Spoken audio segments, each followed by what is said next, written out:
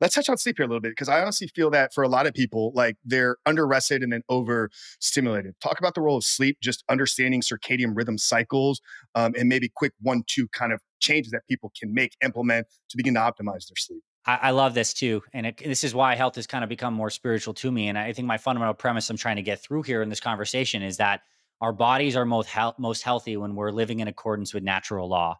And natural law are just like the cycles of nature and creation that when we're in accordance with, we thrive. Our bodies are made up of water, just like this planet is, and roughly in the same percentages, which it's kind of poetic, I guess you could say too. So when we hydrate, we feel good. While the other kind of big natural law signal on this planet is the light signal.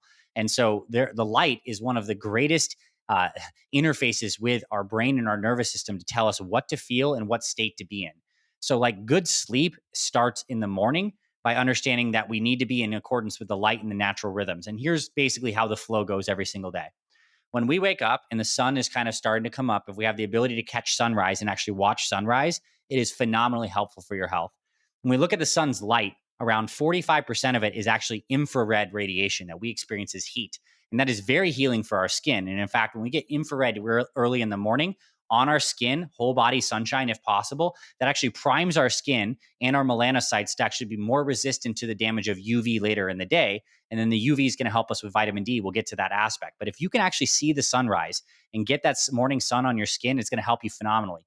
Get this, the morning sunshine in particular hits your eyes and actually causes your brain to release serotonin. Serotonin is that sacred neurotransmitter that makes us feel happy, connected, and secure. It's what we give people when they're depressed. We give them different kinds of drugs to increase serotonin. Your brain literally makes this in response to morning sunlight. Very, very powerful. So if you're not taking advantage of that every single day, that's a huge missed opportunity. And later in the day, as the sun goes higher and higher, and it gets to have a higher UV index, because you don't get much UV light early in the day. When the sun's like, let's say 10 a.m. to maybe like 3 or 4 p.m., it's overhead and it has the greatest amount of radiation. This is where we're actually experiencing some of the UV light. And UV light has been massively villainized, and it's a huge mistake because we actually need the UV. The only kind of light that makes vitamin D for us is UV light. And vitamin D is, I would put it in the top 3 most important hormones and signaling molecules that we know of on this planet. Obviously, good for bones. We heard about that. Good for calcium. For men, it raises testosterone levels. Every single white blood cell on your body has a vitamin D receptor. If that doesn't tell you all you need to know, like, it's that foundational. And especially going back into the whole COVID thing that people went through, the people that actually got wrecked by that had low vitamin D status. That was like the pretty much what we know now from going back in the data. The number one predictor of how well you fared to pretty much most infections is your vitamin D status. And you only make vitamin D in response to that UV light. So getting those sunshine breaks is really cool. Now, you can also take supplemental vitamin D, and I know we're talking about sleep, but the D is completely tied to the sleep conversation. The oral vitamin D supplements, I think, are very good and very helpful, and also eating high vitamin D foods like all your fish oil, and stuff like that. Mushrooms have some D. But the kind that you get from the sun is called sulfated vitamin D. It's the only way you can get it.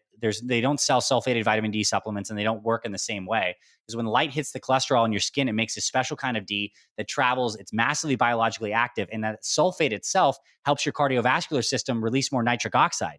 So you get sunshine, you actually get greater NO production naturally. Like, take any super pump 260 product you want. Like, this is the way that we're meant to do it. Nose breathing and sunshine to increase NO levels. Now, what's cool is when we get morning sunshine and we get that serotonin production, that gets converted later in the day to melatonin.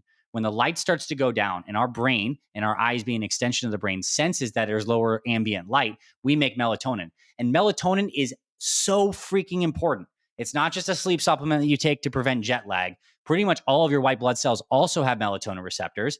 Melatonin is the main signal in your brain that triggers your brain to clean itself. Melatonin helps your good gut bacteria actually proliferate. It actually heals up leaky gut and inflammation in the GI tract. Melatonin is made in the pineal gland, which is the sacred gland in the middle of the brain that all these ancient cultures have talked so much about, and it's massive and important. But also, it's made in the digestive tract. And the couple things that crush melatonin production are bright light, and then the artificial light we get from phones and screens, particularly in the blue light spectrum. So my number one thing for people to go into is when the sun is down in your area, make your house darker. Like, get lower lights, start using more lamps, get the lights down insofar as you can make your home environment paired out with the light that's naturally out in the environment. You are going to have better sleep. You're going to be healthier. Your immune system is going to be stronger. Your melatonin production is going to be better. And we do want some blue light. Guess what color the sky is? The sky is blue because during the day, this is the kind of wavelength of light that's reflected into our eyes that makes us feel active and energized. Blue light is very good for us when the sky is blue. When the sky is no longer blue because it's dark outside, this is when we need to get into accordance with the sun's rhythm. So I hope you're seeing like how freaking poetic this is. The actual colors that our eyes perceive as visible light are the exact frequencies that trigger the exact proper biological mechanisms at the right times. And when we get out of sync with this in any way, shape, or form, our health suffers to a certain degree. And guess what blue light does?